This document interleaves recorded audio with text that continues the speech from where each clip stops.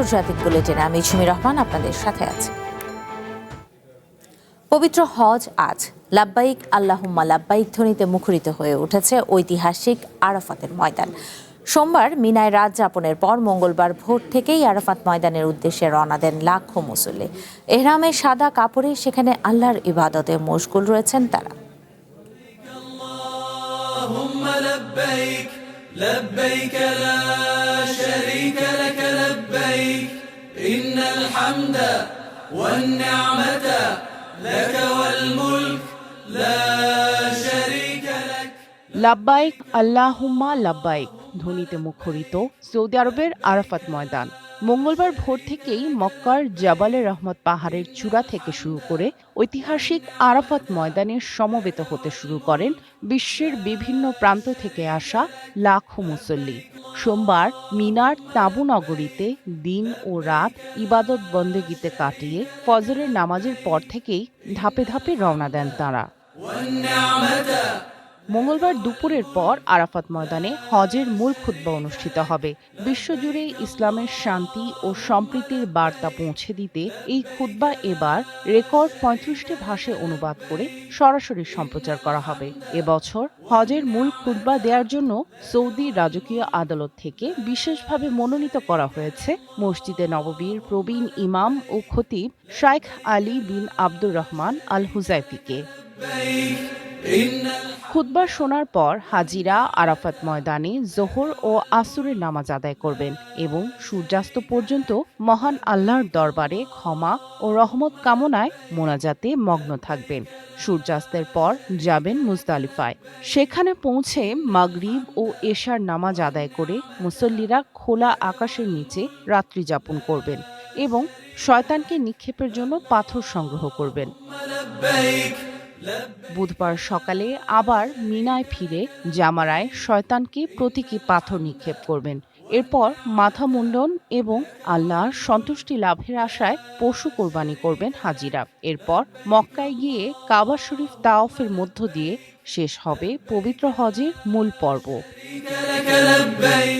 সামিয়া জানা, one international desk.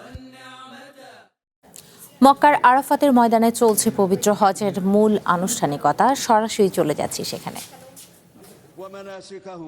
ويسر لهم أمورهم واغفر لهم ذنوبهم وأعدهم إلى بلدانهم سالمين غانمين فائزين. اللهم أصلح أحوال المسلمين واجمع كلمتهم على الحق. اللهم أصلح أحوال المسلمين واجمع كلمتهم على الحق. اللهم أصلح أحوال المسلمين واجمع كلمتهم على الحق. وتولى جميع شؤونهم وأصلح أحوالهم الدينية والدنيوية. وتولى جميع شؤونهم وأصلح أحوالهم الدينية والدنيوية يا رب العالمين. اللهم وفق خادم الحرمين الشريفين الملك سلمان بن عبد العزيز وولي عهده الأمير محمد بن عبد العزيز وولي عهده الأمير محمد بن سلمان، واجزهما خير الجزاء دنيا وآخرة، فقد أحسنوا لعبادك ويسروا للحجاج أداء المناسك وبذلوا بسخاء في خدمة الحرمين الشريفين وقاصديهما. اللهم انصر بهما دينك، اللهم انصر بهما دينك. وصلى الله على سيدنا ونبينا محمد وعلى آله وصحبه وسلم تسليما كثيرا.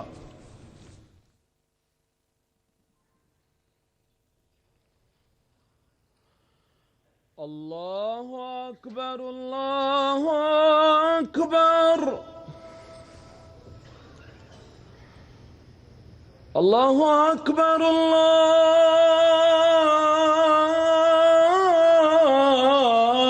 الله أكبر. أشهد أن لا إله إلا الله.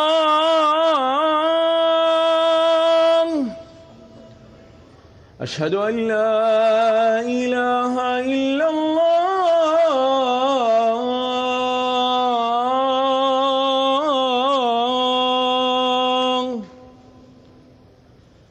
أشهد أن محمدًا رسول الله أشهد أن محمدًا رسول الله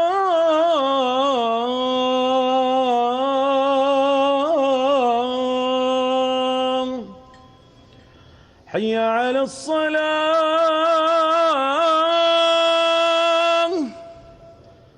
حي على الصلاة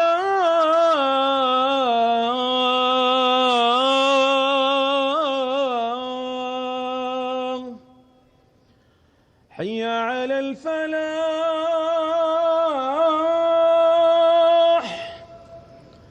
حي على الفلاح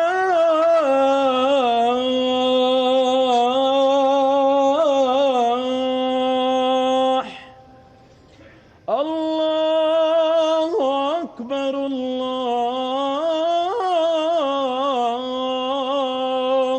أكبر لا إله إلا الله দর্শক, আমরা আরাফার ময়দানে পবিত্র হজের মূল আনুষ্ঠানিকতায় যুক্ত ছিলাম। এতক্ষণ চলে যাচ্ছি পরবর্তী খবরে। চলমান যুদ্ধবিরতি ও যুদ্ধ বন্ধের আলোচনার মধ্যেই ইরানে নতুন করে হামলা চালিয়েছে আমেরিকা। এই হামলাকে আত্মরক্ষামূলক দাবি করে দেশটির সামরিক বাহিনী জানায়, ইরানি বাহিনীর হুমকি থেকে আমেরিকার সেনাদের রক্ষা করতেই এই পদক্ষেপ। এক বিবৃতিতে সেন্ট্রাল কমান্ড জানিয়েছে, ইরানে ক্ষেপণাস্ত্র ঘাঁটি এবং হরমুজে মাইন স্থাপনের চেষ্টা চালানো নৌযানকে লক্ষ্য করে হামলা চালানো হয়। এদিকে ভারত সফররত আমেরিকার পররাষ্ট্রমন্ত্রী মার্কো রুবিও এই হামলার পরও চুক্তি সম্ভব বলে আশাবাদ জানিয়েছেন।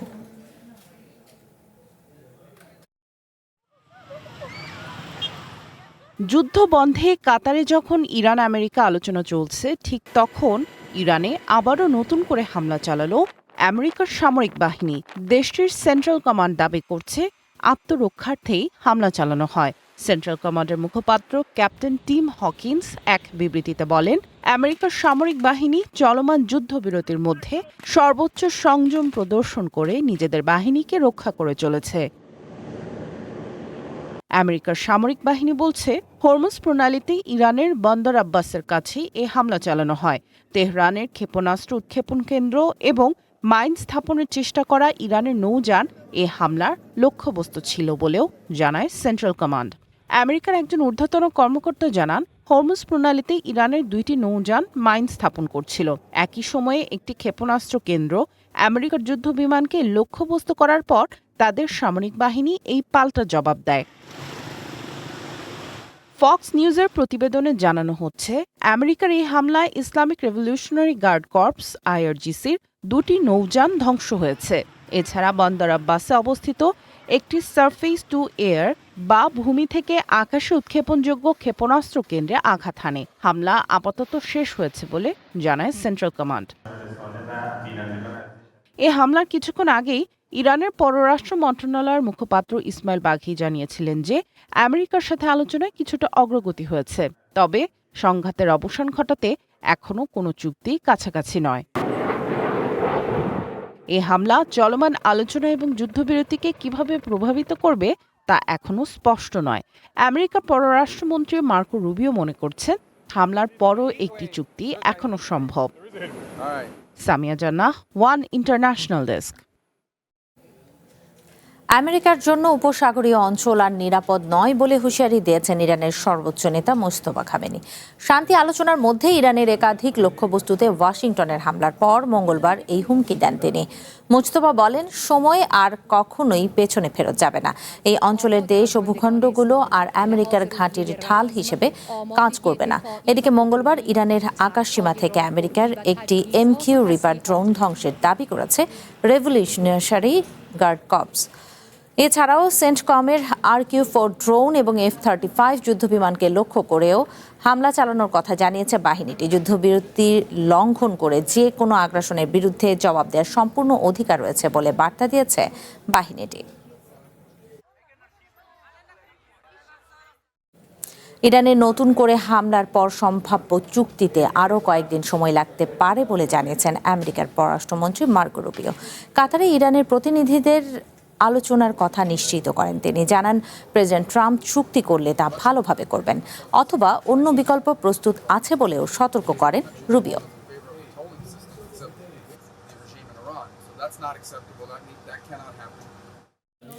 লেবানন জুড়ে বড় ধরনের বিমান হামলা চালিয়েছে ইসরায়েলের সামরিক বাহিনী। প্রধানমন্ত্রী বেঞ্জামিন নেতানিয়াহু হিজবুল্লাহর উপর হামলা আরও জোরদারের ঘোষণার পর এই হামলা শুরু হলো। ইসরায়েল ডিফেন্স ফোর্সেস জানিয়েছে তারা পূর্ব লেবাননের বেকা উপত্যকা সহ দেশটির বিভিন্ন প্রান্তে হিজবুল্লাহর অবস্থান লক্ষ্য করে এই হামলা চালিয়েছে। লেবানন ও ইসরায়েল সম্প্রতি যুদ্ধবিরতির মেয়াদ ৪৫ দিন বাড়াতে সম্মত হলেও দুই পক্ষের মধ্যে বিচ্ছিন্ন সংঘর্ষ অব্যাহত রয়েছে। এর মধ্যেই লেবানন জুড়ে নতুন করে হামলা চালানো শুরু করে ইসরায়েল। যুদ্ধবিরতি লঙ্ঘনের পাল্টা জবাবে ২২টি ড্রোন ও রকেট হামলা চালায় লেবাননের সশস্ত্র গোষ্ঠী হিজবুল্লাহ। তাদের হামলার লক্ষ্যবস্তু ছিল ইসরায়েলি সেনা, ট্যাঙ্ক, ব্যারাক ও সামরিক স্থাপনা। সোমবার সন্ধ্যায় এক ভিডিও বার্তায় ইসরায়েলের প্রধানমন্ত্রী বেঞ্জামিন নেতানিয়াহু বলেন, ইসরায়েল হিজবুল্লাহর সাথে যুদ্ধ চালাচ্ছে এবং দেশটির সামরিক বাহিনীকে নির্দেশ দেওয়া হয়েছে যাতে তারা হিজবুল্লাহকে ধ্বংস করে দেয়। ইসরায়েলের সামরিক অভিযানে এখন পর্যন্ত ৬০০-র বেশি সন্ত্রাসী নির্মূল হয়েছে বলে দাবি করেন নেতানিয়াহু। সেই সাথে হামলার তীব্রতা আরও বাড়ানোর ইঙ্গিতও দিয়েছেন তিনি। এদিকে বৈরুত সহ লেবাননের অন্যান্য অঞ্চলেও সামরিক অভিযান সম্প্রসারণের দাবি জানিয়েছেন ইসরায়েলের উগ্র ডানপন্থী দুই মন্ত্রী বেজালেল স্মটরিচ এবং ইতামার বেন-গভির। আগামী সপ্তাহে ওয়াশিংটনে পরবর্তী দফার আলোচনায় বসতে যাচ্ছেন লেবানন ও ইসরায়েলের প্রতিনিধিরা। লেবাননের প্রেসিডেন্ট জোসেফ আউন দক্ষিণ লেবানন থেকে ইসরায়েলি সেনাদের সম্পূর্ণ প্রত্যাহারের দাবি জানিয়েছেন। গত ১৬ এপ্রিল যুদ্ধবিরতি চুক্তি স্বাক্ষরের পর থেকে মূলত দেশটির দক্ষিণাঞ্চলেই ইসরায়েলের হামলা সীমাবদ্ধ ছিল। সেখানে এখনও ইসরায়েলি সেনারা অবস্থান করছে এবং ওই অঞ্চল থেকে ড্রোন ও রকেট উৎক্ষেপণ করা হচ্ছে বলে দাবি তেল আবিবের। তবে সোমবার সন্ধ্যায় বেকা উপত্যকায় যে আঘাত হানা হয়েছে তা সিরীয় সীমান্তের কাছে পূর্ব লেবাননে অবস্থিত। ইরান যখন আমেরিকার সাথে আলোচনায় সব ফ্রন্টেই যুদ্ধপন্থের বার্তা দিয়েছে, তখন লেবাননের সামরিক অভিযান সম্প্রসারণ করল ইসরায়েল। তেল আবিব বরাবরই হিজবুল্লাহর বিরুদ্ধে লড়াই বন্ধের বিরোধিতা করে আসছে। প্রায় প্রতিদিন দক্ষিণ লেবাননের নতুন নতুন এলাকার বাসিন্দাদের ঘরবাড়ি ছাড়ার নির্দেশ দিচ্ছে ইসরায়েল বাহিনী। সামিয়া জান্নাহ, ওয়ান ইন্টারন্যাশনাল ডেস্ক। আন্তর্জাতিক বুলেটিনে একটি বিরতি নিচ্ছি, সঙ্গেই থাকুন।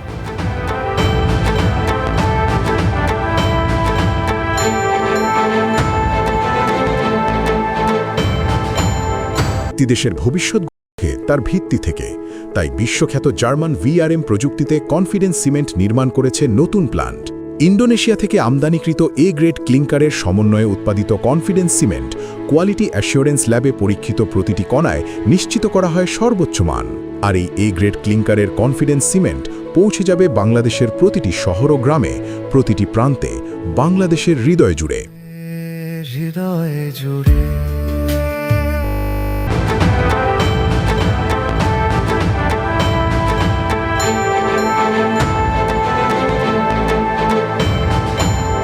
আবারও স্বাগত আন্তর্জাতিক বুলেটিনে। আফ্রিকার দেশ ডিআর কঙ্গো এবং উগান্ডায় ইবোলার মৃতের সংখ্যা বেড়ে ২২০ জনে দাঁড়িয়েছে। বিশ্ব স্বাস্থ্য সংস্থার মহাপরিচালক এই নিয়ে উদ্বেগ জানিয়ে বলেছেন, ভাইরাসটি এত দ্রুত ছড়িয়ে পড়ছে যে প্রতিরক্ষামূলক কোনো ব্যবস্থা দিয়েই তা ঠেকানো সম্ভব হচ্ছে না।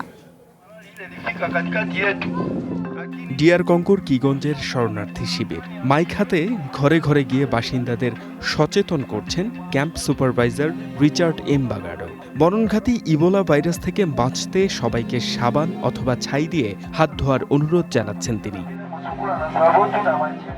বিশ্ব স্বাস্থ্য সংস্থার তথ্য অনুযায়ী ডিআর কঙ্গো ও প্রতিবেশী দেশ উগান্ডায় এই ভাইরাসে আক্রান্তের সংখ্যা ৯০০ ছাড়িয়েছে। উদ্বেগের বিষয় হলো, এবার ইবোলার অত্যন্ত বিরল বুন্দিবুজিও স্ট্রেন ছড়িয়ে পড়েছে, যার জন্য বর্তমানে নির্দিষ্ট কোনো ভ্যাকসিন বা কার্যকর চিকিৎসা নেই। গত সপ্তাহে এটিকে আন্তর্জাতিক স্বাস্থ্য বিষয়ক জরুরি অবস্থায় হিসেবে ঘোষণা করে বিশ্ব স্বাস্থ্য সংস্থা। এর মধ্যে সশস্ত্র গোষ্ঠীদের সহিংসতায় চরম সংকটে পড়ছেন সেখানকার স্বাস্থ্যকর্মীরা। যথাযথ চিকিৎসা না দিতে পারায় স্থানীয়দের ক্ষোভের মুখেও পড়ছেন তারা। সেই সাথে কমেছে আন্তর্জাতিক সহায়তাও। তবে বিশ্ব স্বাস্থ্য সংস্থার মহাপরিচালক জানান, ভাইরাসটি এত দ্রুত ছড়িয়ে পড়ছে, সব ধরনের প্রতিরক্ষামূলক ব্যবস্থা দিয়েও তা ঠেকানো যাচ্ছে না।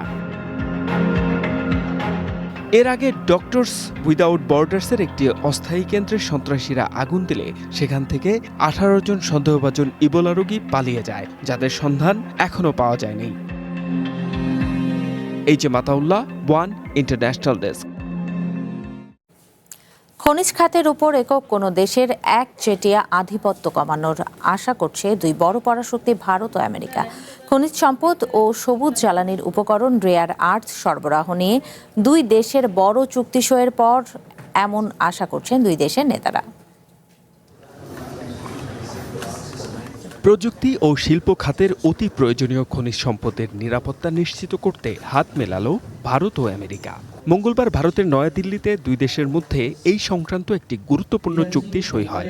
এর আগে অস্ট্রেলিয়া ও জাপানকে সাথে নিয়ে কোয়াড জোটের পররাষ্ট্রমন্ত্রীদের একটি বৈঠক অনুষ্ঠিত হয়। সেই বৈঠকের পরপরই এই দ্বিপাক্ষিক চুক্তিতে সই করেন ভারতের পররাষ্ট্রমন্ত্রী এস জয়শঙ্কর এবং আমেরিকার পররাষ্ট্রমন্ত্রী মার্কো রুবিও।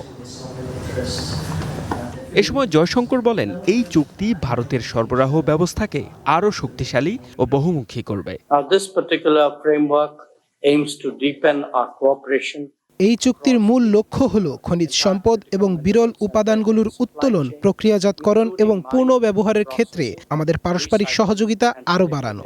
এটি আমাদের সরবরাহ ব্যবস্থাকে আরও শক্তিশালী ও বহুমুখী করবে, পাশাপাশি এই খাতে বিনিয়োগ এবং তহবিল জোগাড় করতেও আমাদের সাহায্য করবে।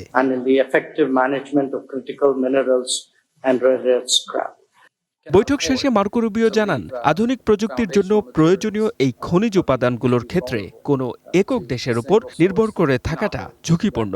এখন থেকে ইন্দো প্যাসিফিক অঞ্চলের জ্বালানি নিরাপত্তা এবং খনিজ সম্পদ নিয়ে একসাথে কাজ করবে কোয়াড জোটের দেশগুলো। আমাদের মতো উন্নত প্রযুক্তি ও অর্থনীতির দেশগুলো কখনোই এসব প্রয়োজনীয় উপাদানের জন্য কোনো একক দেশের একচেটিয়া বাজারের উপর নির্ভর করতে পারে না। যুদ্ধের সময় তো বটেই, সাধারণ সময়েও কেউ যেন আমাদের জাতীয় স্বার্থের বিরুদ্ধে এটাকে হাতিয়ার হিসেবে ব্যবহার করতে না পারে, আমরা সেটাই নিশ্চিত করতে চাই।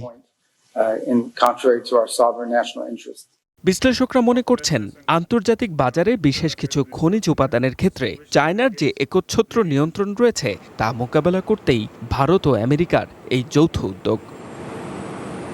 এই যে মাতাউল্লাহ, ওয়ান ইন্টারন্যাশনাল ডেস্ক।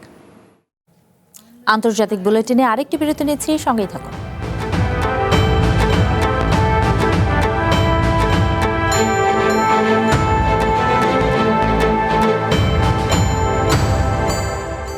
দেশের ভবিষ্যৎ তার ভিত্তি থেকে, তাই বিশ্বখ্যাত জার্মান ভিআরএম প্রযুক্তিতে কনফিডেন্স সিমেন্ট নির্মাণ করেছে নতুন প্ল্যান্ট। ইন্দোনেশিয়া থেকে আমদানিকৃত এ গ্রেড ক্লিংকারের সমন্বয়ে উৎপাদিত কনফিডেন্স সিমেন্ট কোয়ালিটি অ্যাসিওরেন্স ল্যাবে পরীক্ষিত প্রতিটি কণায় নিশ্চিত করা হয় সর্বোচ্চ মান। আর এই এ গ্রেড ক্লিংকারের কনফিডেন্স সিমেন্ট পৌঁছে যাবে বাংলাদেশের প্রতিটি শহর ও গ্রামে, প্রতিটি প্রান্তে, বাংলাদেশের হৃদয় জুড়ে।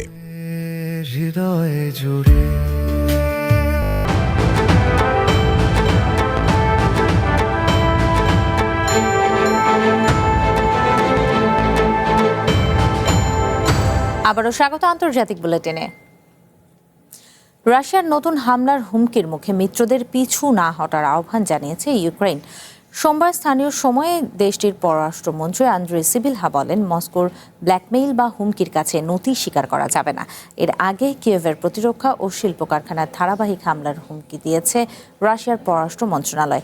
একই সাথে বিদেশি নাগরিক ও কূটনীতিকদের দ্রুত শহর ছাড়ার নির্দেশ দিয়েছে দেশটি। রাশিয়ার এমন হুমকির পর এর কাছে নতি স্বীকার না করার আহ্বান জানান ইউক্রেনের পররাষ্ট্রমন্ত্রী।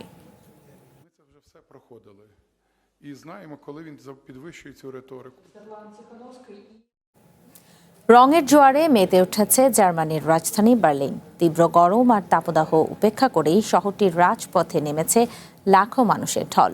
উপলক্ষ ঐতিহ্যবাহী কার্নিভাল অফ কালচার্স আর 30 বছর পূর্তি। প্রায় 67টি দেশের হাজারো শিল্পী তাদের নিজস্ব সংস্কৃতি, নাচ আর গান নিয়ে হাজির হয়েছেন এই মেগা প্যারেডে।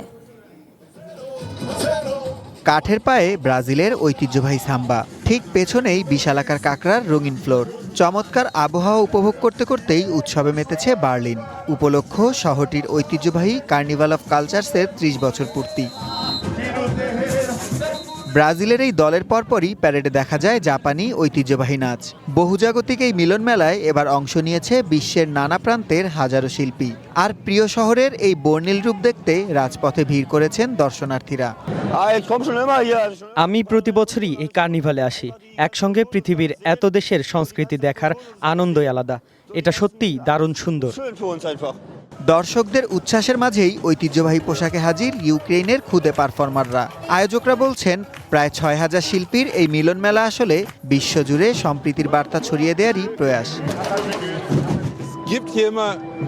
এখানে এমন কিছু দেশ অংশ নেয় যাদের নাম আগে শুনিনি। আমার স্ত্রী ইরানি, তাই আমরা ওখানকার দলটিকেও খুঁজছিলাম। নানা দেশের এত রকম নাচ আর পোশাক এক জায়গায় দেখাটা সত্যিই অসাধারণ। আমি প্রতি বছরই এখানে আসি।